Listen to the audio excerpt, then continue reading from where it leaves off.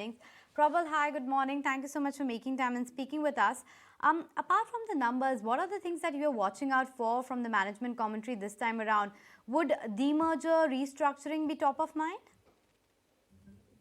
If historical precedent is anything to go, a demerger or a restructuring event or a news is typically left to the AGM in terms of announcements. I would be surprised if it is discussed alongside the quarterly numbers. I think what will be important to note is what is the outlook on refining in particular that the company shares, because there's been a huge amount of volatility.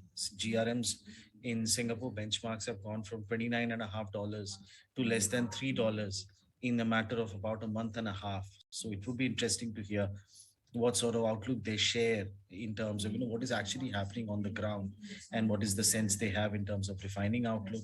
Any updates they can share in terms of the impact of the windfall tax. I don't know if they'll share any numbers in terms of dollar per barrel impact, but what changes and what sort of feedback they're getting from the government with respect to the changes in the duty structure and how frequently it will be changed. I think outlook on that, plus of course the regular updates in terms of how the retail business is doing, how well it is recovering, as well as the signs of recovery or strength in the mobility business in terms of either ARPU improvement. We do expect net subs to probably be positive for the first time in the last several quarters for this quarter.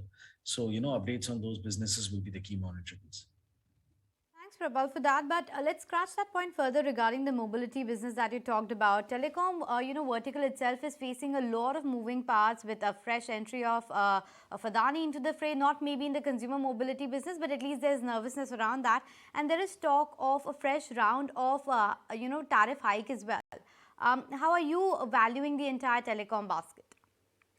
Well, telecom, to be honest with you, is covered by a separate team. So as per the telecom team's research estimates, I can tell you that the financial prospects, on an annualized basis, continue to look fairly strong.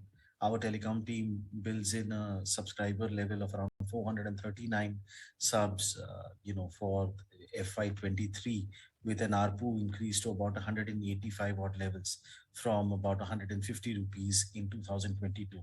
So there is a little bit of tariff hike built in, and that translates to a fairly substantial growth in EBITDA, to about 49,000 crore for this financial year, compared to about 37,000 crore in the last year. As far as valuation is concerned, if I look at the implied valuation that we do, we value it on sort of DCF, particularly the mobility business, which translates to something like 5.4 trillion of net value, stripping out the value that has been sold to other investors, which is about 800 rupees a share in our overall SOTP valuations.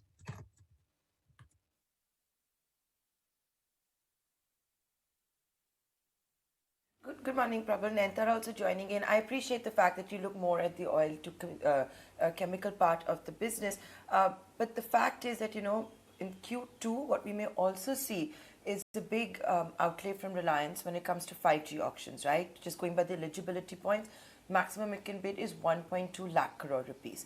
The question I want to ask you is that, do you think for some time the best that had to come for Reliance is behind us, just the way the GRMs are?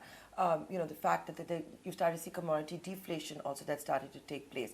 And then on top of that, a big capex that may have to be incurred because of the auctions. Sorry, I didn't get the entire question. If I can just encapsulate, I think your question was that since there is a large amount of capex coming in 5G and GRMs have also probably hit their peak in Q1, do prospects for Reliance look a little bit weaker for the rest of the year? Is that correct?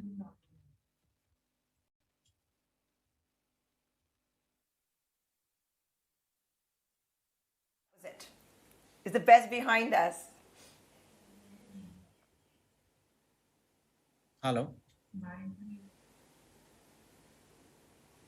Yes, that's exactly what I was asking you. Is the best behind us for some time?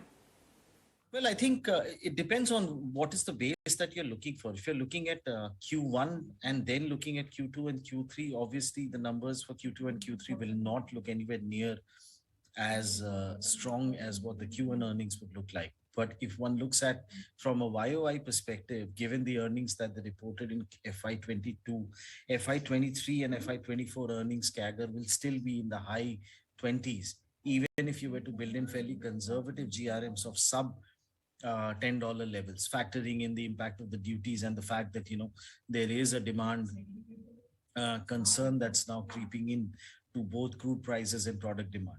But from an earnings growth standpoint, I still believe that Reliance is set to probably deliver some of the strongest years in its history over FY23 and 24. Your point about the capex is very valid.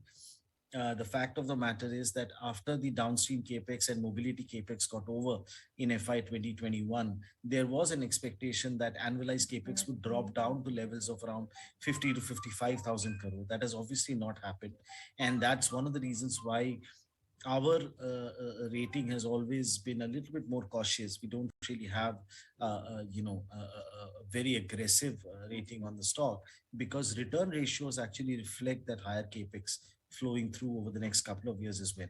So the capital allocation continues to be much higher, I think, than what previous estimates indicated.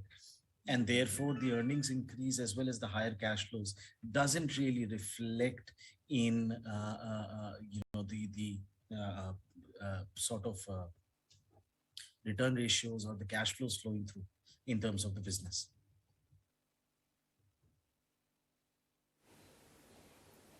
Okay, so we're all on standby for the numbers to be out this Friday. Reliance always comes out with these numbers on a Friday, and each quarter gets later and later.